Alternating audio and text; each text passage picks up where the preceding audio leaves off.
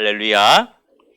주님의 이름으로 환영하고 오늘 또 말씀을 통해서 예배 가운데 주님을 만나는 귀한 시간이 되길 원합니다. 우리 옆에 계신 분들하고 한번 인사할까요? 잘 오셨습니다. 오늘 이제 봄이 돼서 그런지 이제 봄비가 또 내리고 있습니다. 저 봄비가 내리는 것처럼 우리 안에도 성령의 단비가 내려지기를 주의 이름으로 축원합니다. 호기심 많은 어떤 사람이 약속 시간이 늦어서 차를 급히 몰고 막 과속을 하고 달려갔어요. 한참 달려가고 있는데 단속 카메라가 눈에 탁 들어온 거예요. 그래서 급하게 브레이크를 쫙 밟아서 그 카메라 앞을 통과하는데 찰칵 소리가 나면서 프레쉬가 탁 터지는 거예요. 이상했어요. 자기는 분명히 속도를 낮췄는데. 그래서 호기심이 많아서 다시 돌아갔습니다. 다시 돌아가서 이번에는 속도를 좀 더 낮추고 지나갔어요.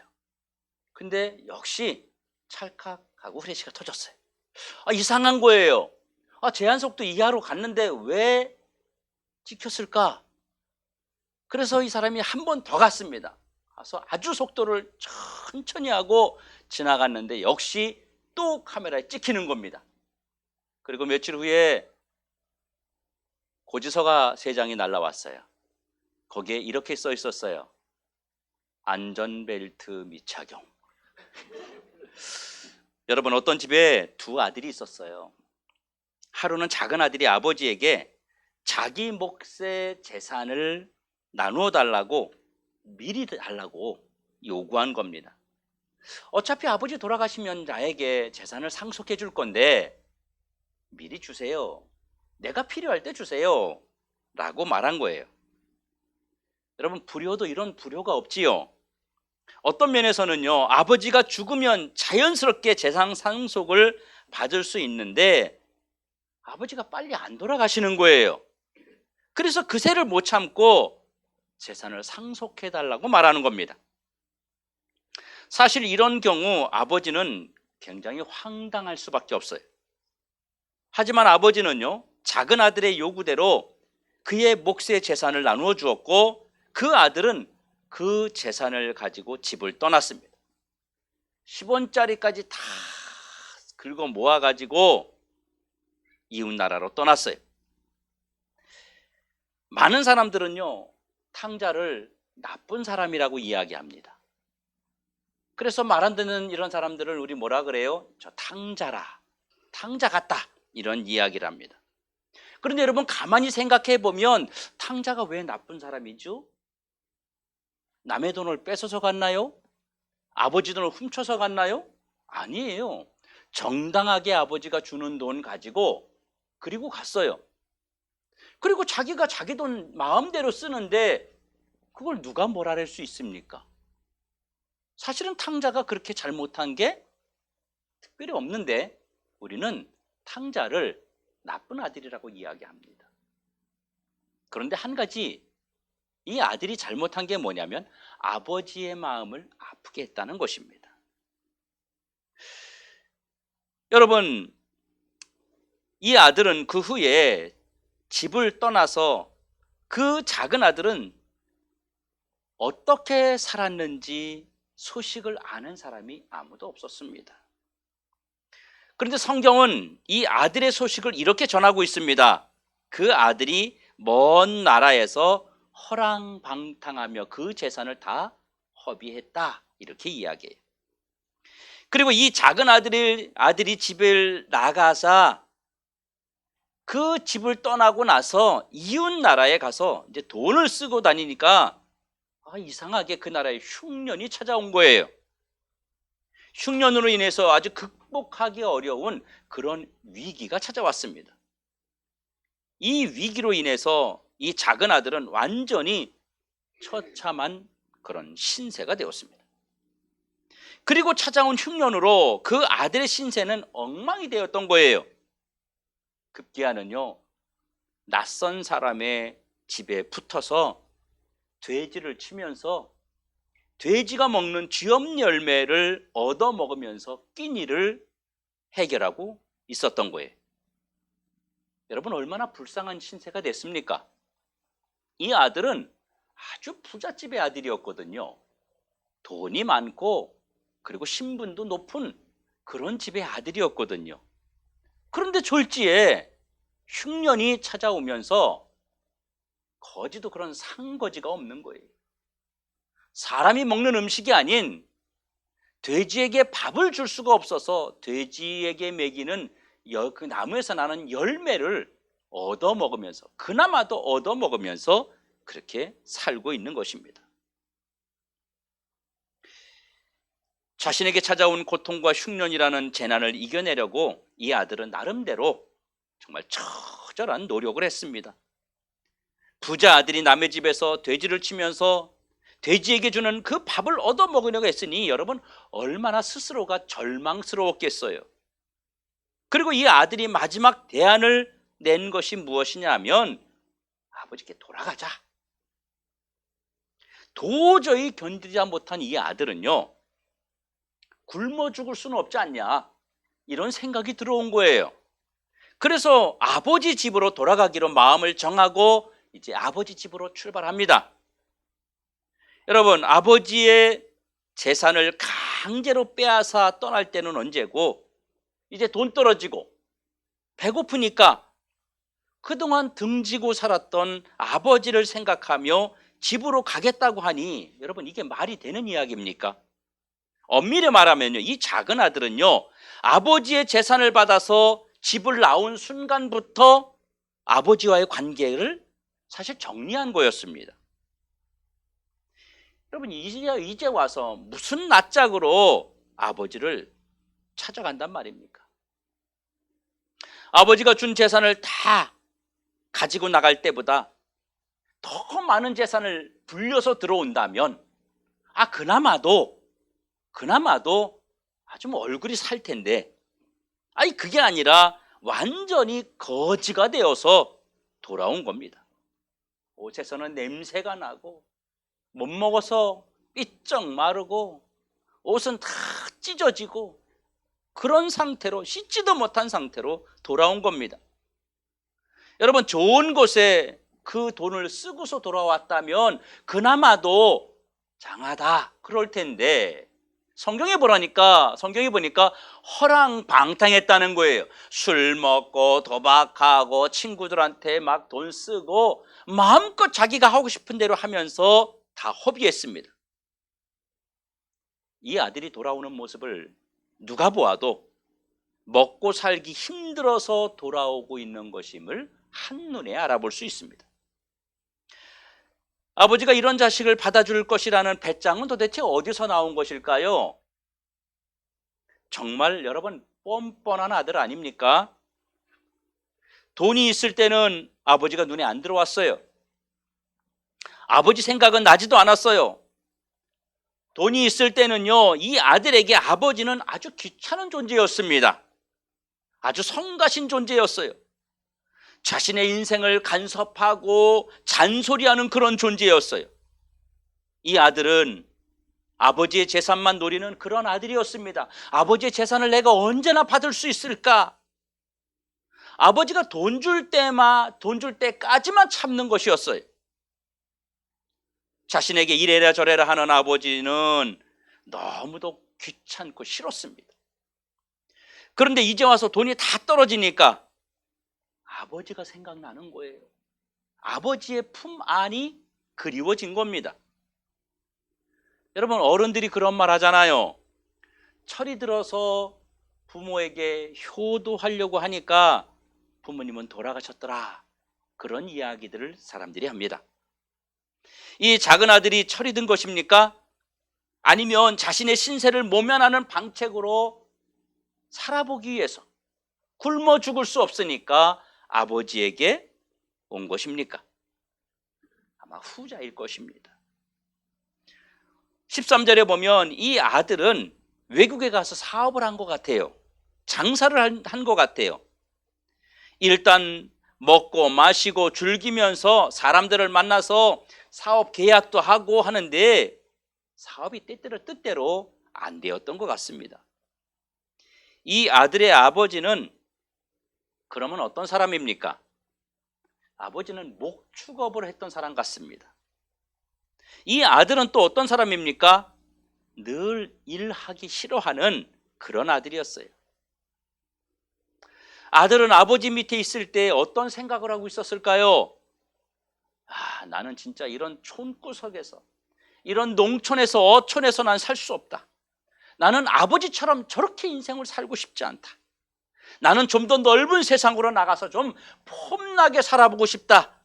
이런 생각을 가지고 있었던 겁니다. 큰 도시로 나가서 장사를 해서 돈을 많이 벌어야 되겠다는 생각을 늘 하고 살았던 것 같습니다. 그런데 자기 생각과는 다르게 다 망해서 거지꼴로 처참한 모습을 하고 아버지를 찾아오는 이 작은 아들을 바라보며 가슴 아파할 그 아버지를 생각한다면 차라리 돌아오지 않는 것이 더 나을지도 모릅니다. 그리고 동네 사람들이 뭐라고 하겠어요? 아마도 온 동네 사람들에게요, 작은 아들이 망해서 거지꼴로 들어왔다고 아마 소문이 나고 온 동네 사람들이 수근수근할 것입니다. 이 아버지는 그 동네에서 그래도 유지였어요. 돈이 많은 사람이었어요. 어디 사는지 어떤 사람인지 동네 사람들이 알지 못하는 그런 사람이 아니라 동네 사람들이 다 알 만큼 그렇게 명성도 있는 그런 가정이었어요. 그러니까 사람들이, 어떤 사람은 저 사람 잘 사는 거에 대해서 배 아파하고도 있었을 텐데 아들이 그 꼴로 돌아오니까 어떻겠어요? 잘 됐다, 아이고, 그러면서 소문을 막 내고 수근수근하는 사람들이, 그런 사람도 있지 않았겠어요? 아버지와 주변 사람들의 시선을 안다면 여러분, 차라리 돌아오지 않는 것이 더 도움이 될지도 모르는 것입니다. 이런 작은 아들의 모습은 아버지의 가슴에 상처를 주고 동네 사람들에게 정말 창피하게 만들고 또 한 번 아버지의 가슴에 못을 박는 것입니다. 그리고 동네 사람들 입방아에 오르내리면서 자식을 잘못 둔 아버지만 더 망신스럽게 만드는 것입니다. 사람들이 뭐라고 수군댈까요? 사람들이 자식도 욕하고 저런 자식에게 재산을 남겨준 아버지를 욕할 것입니다. 그 아버지가 분별력이 없었다고, 아니 딱 보면 알지, 그래 저 녀석은 제대로 못할 놈인데 그 녀석이 돈을 주면 어떡해? 라고 하면서 그 아버지를 욕할 것입니다. 이 아들은 그냥 거기서 살 수 있는 방법을 찾았어야만 했습니다. 아버지는 차라리 아들의 소식을 모르는 채 살아가는 것이 더 편할지도 몰랐어요. 그런데 이 아들이 아버지께 왜 돌아갔습니까? 아버지께 돌아온 이유가 무엇입니까? 이 아들은 자신에게 찾아온 문제의 원인과 해결책이 무엇인지 깨달았기 때문입니다. 이 아들의 문제의 원인, 거지가 된 원인이 아버지를 떠난 것부터 시작됐다는 걸 알았어요.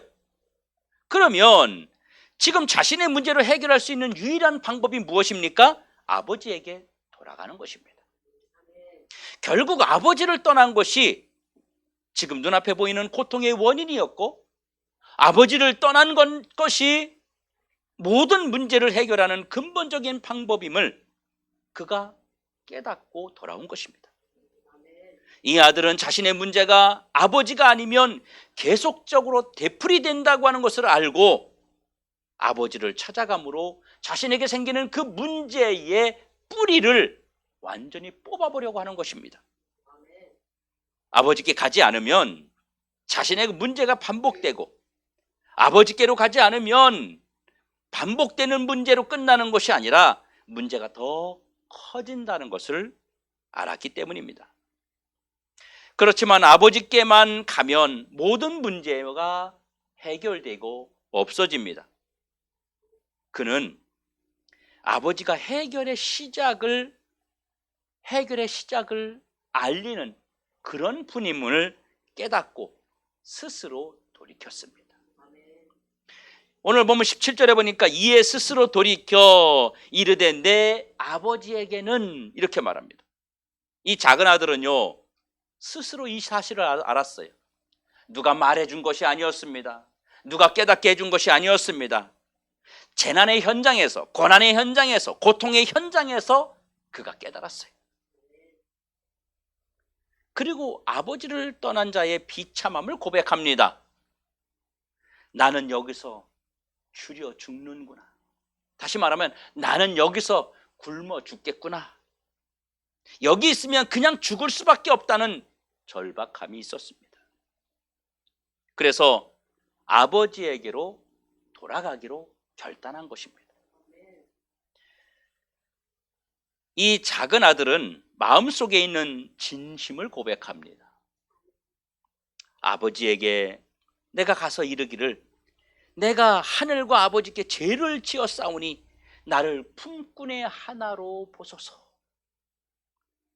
그는 자신의 잘못을 뉘우치고 있습니다. 바로 회개하고 있다는 거예요. 그리고 자신을 낮추고 있어요. 그래서 아들이 아니라 종으로, 품꾼의 하나로 나는 살겠습니다. 이렇게 자기가 스스로 고백하고 있는 거예요. 그리고 이 작은 아들은요, 아버지 집으로 돌아갑니다. 스스로 생각하고 나는 아버지 앞에 가서 내가 죄를 얻었구나.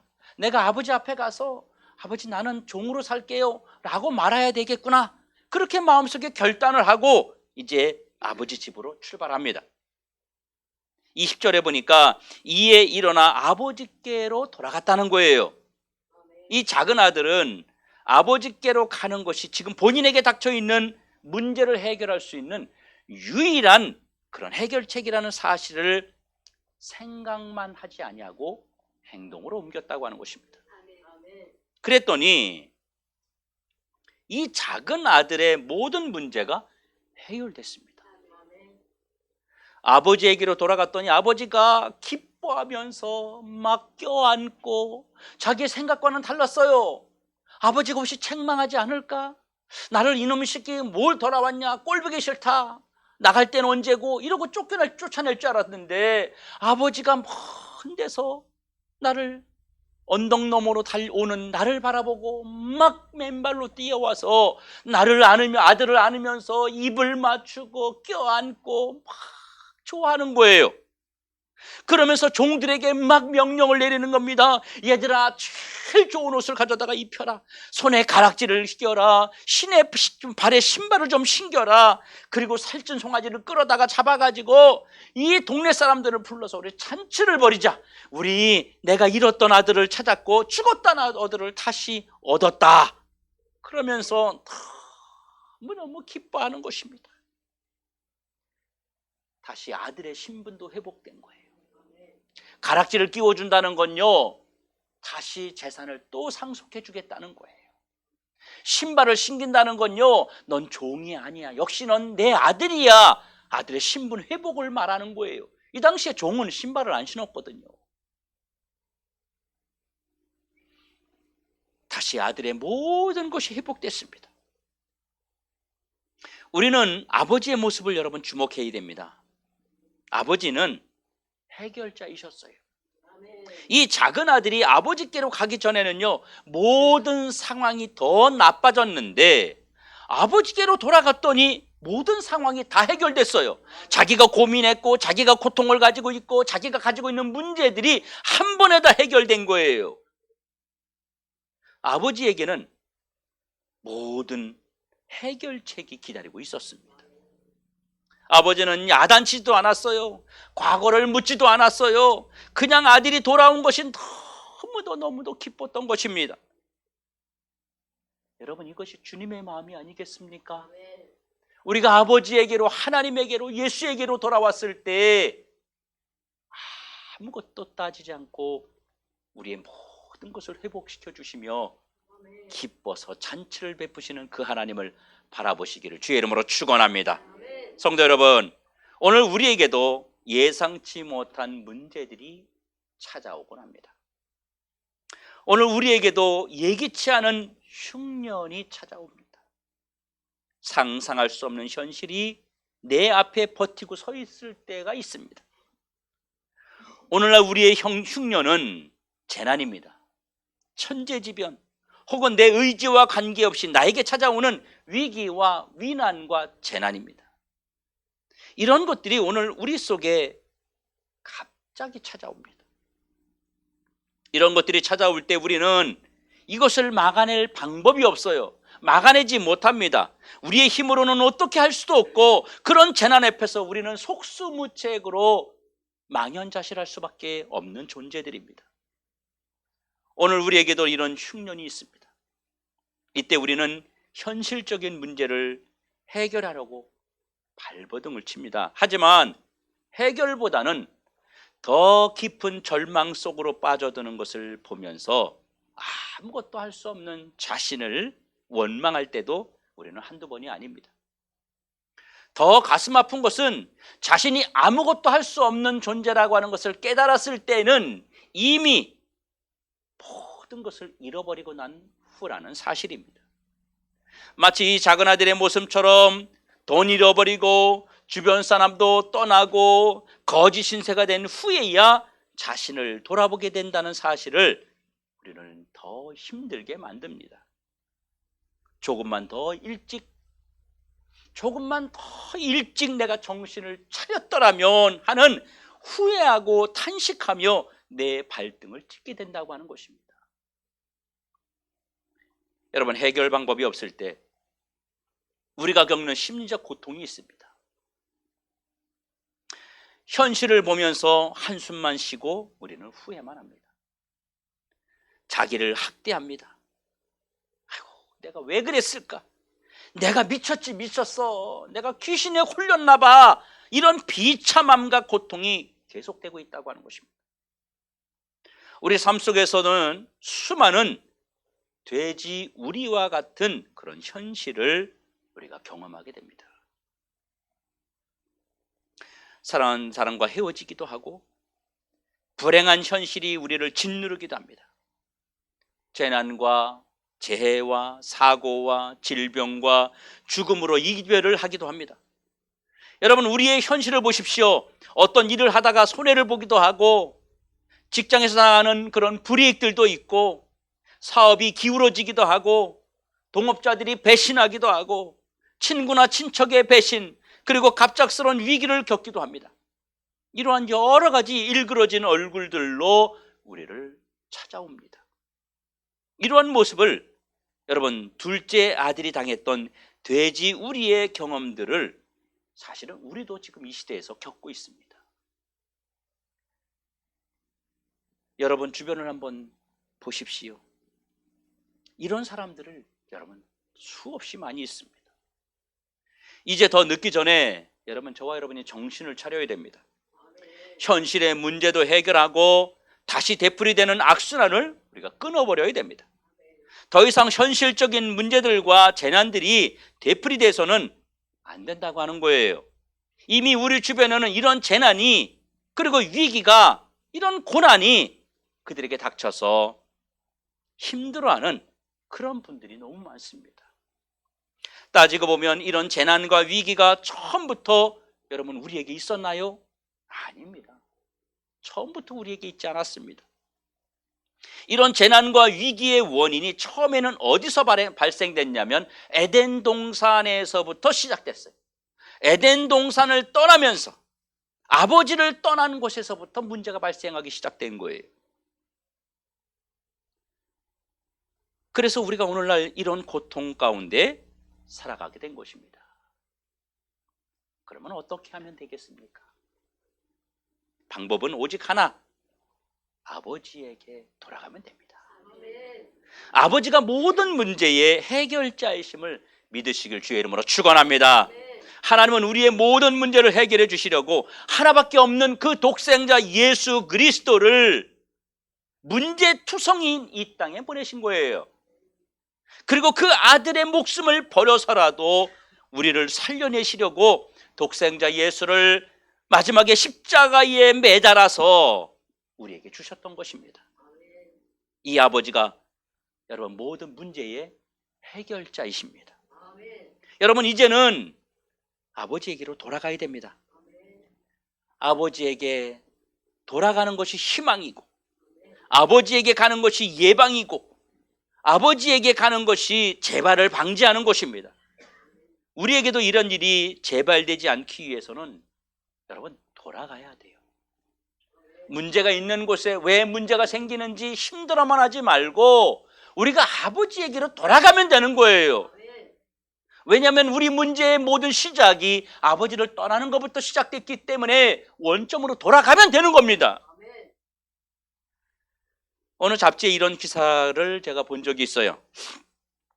미국에 건너간 한 예수 믿는 젊은 청년이 미국 시민권을 가진 여자와 결혼을 했습니다. 이 여자는요, 부유한 가정에서 살았고, 그리고 미모도 아주 예뻤어요. 그래서 이 여자와 결혼할 때 한꺼번에 이 남자는 모든 것을 다 얻었습니다.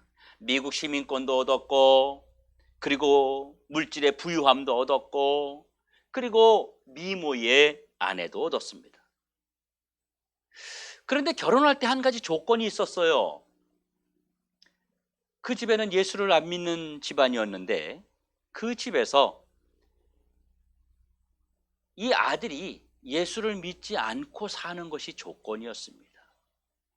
이 청년은 자신이 꿈꿔왔던 모든 것들을 얻기 위해서 미국 시민권과 물질과 그리고 미모의 여인을 얻기 위해서 그들이 요구하는 것을 승낙하고 그 예수 안 믿는 미국인들과 함께 생활을 했습니다. 얼마 동안은 행복했습니다. 얼마 동안은 즐거웠어요. 그런데 시간이 지나면서 이 마음속에 공허함이 너무나 가득 차는 거예요. 그래서 돈이 많고 미국 시민권도 있고 이제 겁날 게 없으니까 이 공허한 마음을 달래고 채우기 위해서 라스베가스라는 곳을 자주 왕래하면서 도박을 하기 시작했어요.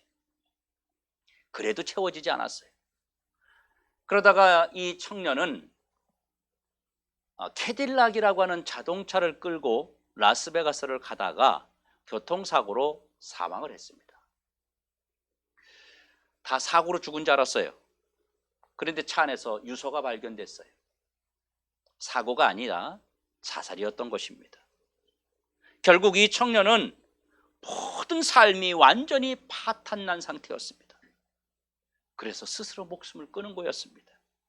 여러분, 하나님을 잃어버리고 세상 얻는 것, 그것은 얻은 것이 아닙니다.